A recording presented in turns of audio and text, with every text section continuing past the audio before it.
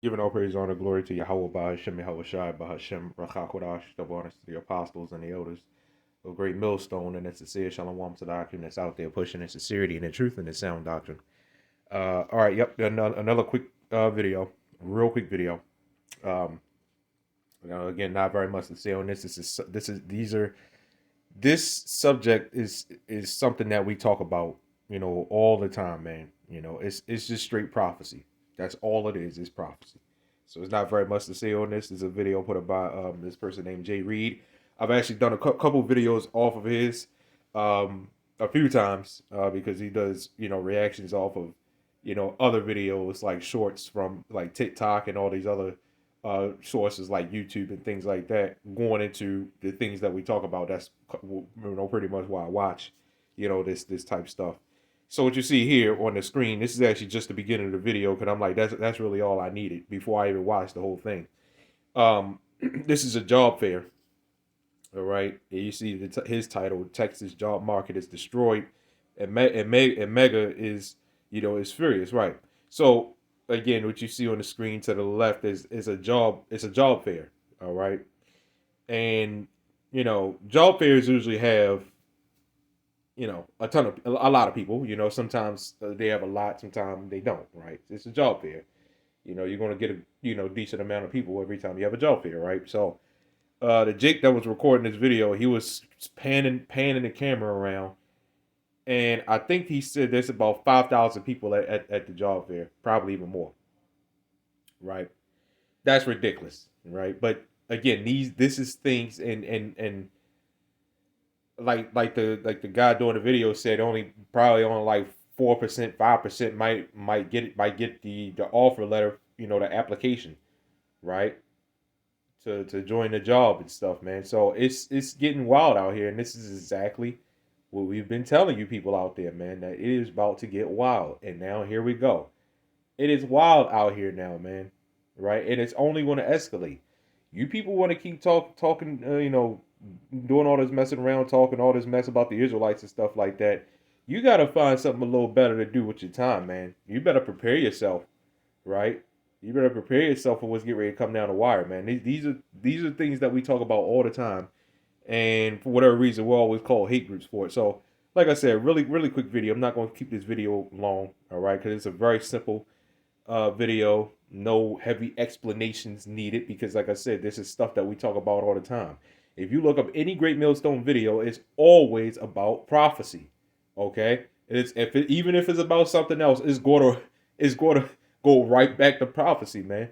Because that's what else is there, man? Yeah, you can learn about your history, sure. You know what I'm saying? I mean, that's important, and we encourage that. We push our history out, right? But if you got all that knowledge about the history and everything, well, what about the things that's get ready to come down the wire, man? Right? How you going to prepare yourself for that, man? If you don't understand prophecy, this is one of the main things we have a problem with you Christians about, man. Is that you Christians don't understand prophecy, and every time you try to go into prophecy, you butcher it. Just like a lot of these other Israelite groups, man. Every time they try to go into a scripture like Revelation 13, they mess it up. All right, so this is the book of Luke, chapter 21, verse 25. It says, "And there shall be signs in the sun and in the moon, right, and in the stars, and upon the earth distress of nations with perplexity." All right, the sea and the waves roaring. Right, so that's a very very self-explanatory scripture, right? Distress of nations with perplexity. When you're with the perplexity, it's like kind of like confusion, or let's get it real quick. Right.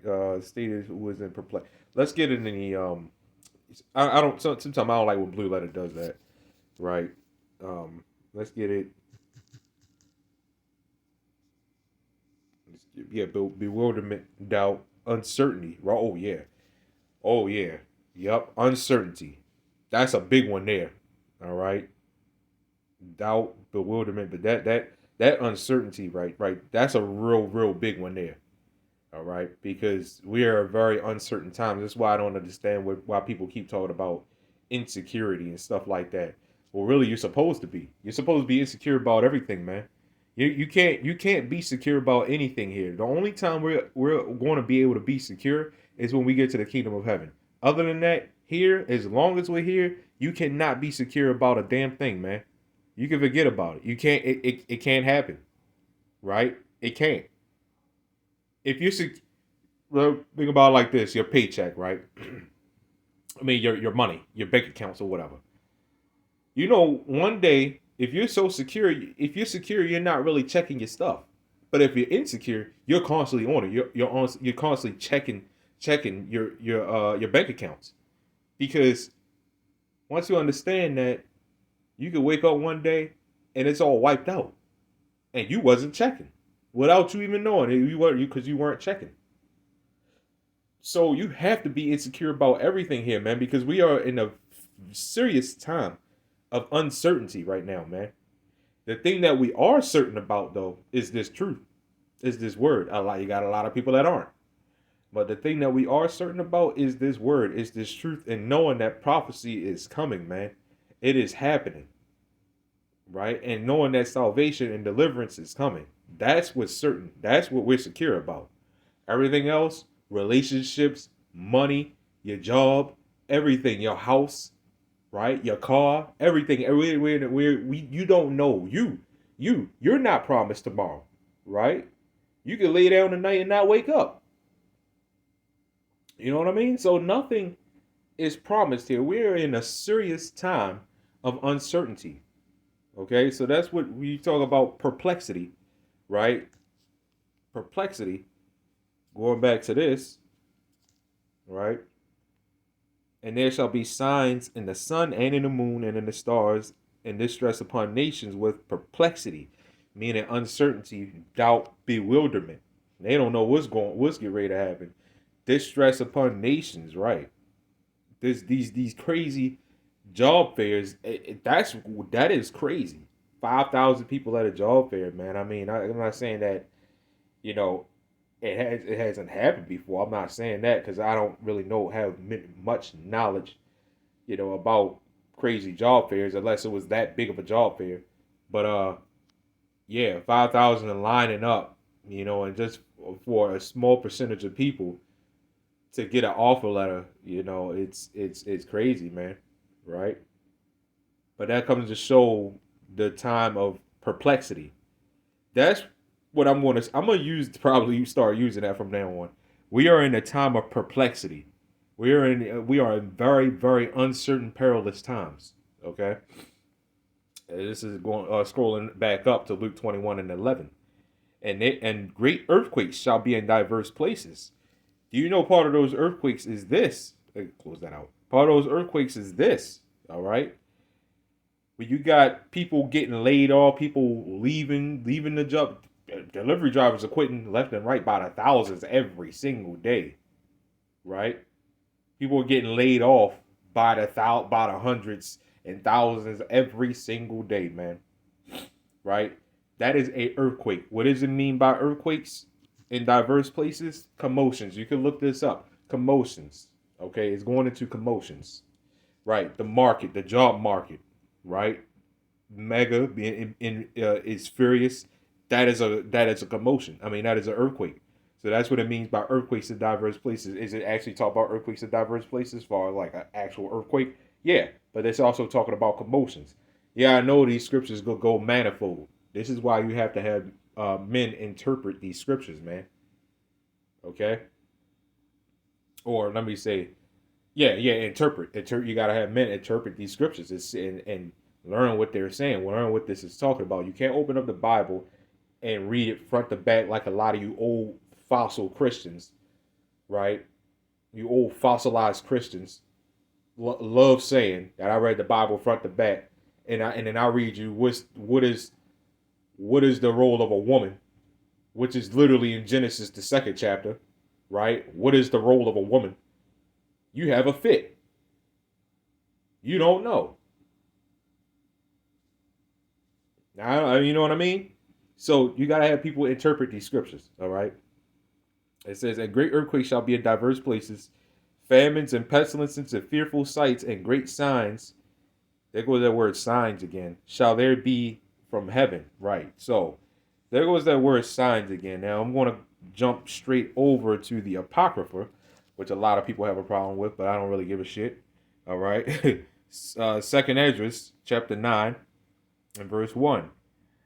Um, let's see here. Yeah. He answered me then and said, measure thou the time diligently in itself, and when thou seest part of the signs pass, which I have told thee before, then shalt thou understand that it is the very same time, right, wherein the highest will begin to visit the world, right, which he made, right. There's going to be signs. How we know the times that we in? We look at the Lord gives us signs. It says, by terrible things of righteousness will thou answer us. And these signs are going to be like terrible things, but in righteousness. All right. So that's how what the Lord gave us to understand and interpret the times that we're in. All right. Because it said, then you're going to understand that it is the very same time wherein the highest will begin to visit the world. And we're approaching those times. You see all kinds of things happening right now. All right. It's like out of control. Not out of the Lord's control, but it's, out of control for us. All right. Because the Lord controls everything. So what seems to be out of control for us is not out of control for the Lord. Like these women these days are out of control, but they're not at the same time. Because the Lord has full control over this stuff, man. This is God's plan. We all know this song. This is God's plan. That's what it is. All right. Anyway, let's see here. Yep. Yeah. Okay. Yep. That was verse 3. Salakia. It says, therefore, when there shall be seen earthquakes and uproars of the people in the world. So that's how you know also, another way how you know also that earthquakes is talking about commotions of people and stuff like that, right? Because why in the world would it say earthquakes? Earthquakes don't have anything to do with uproars of the people.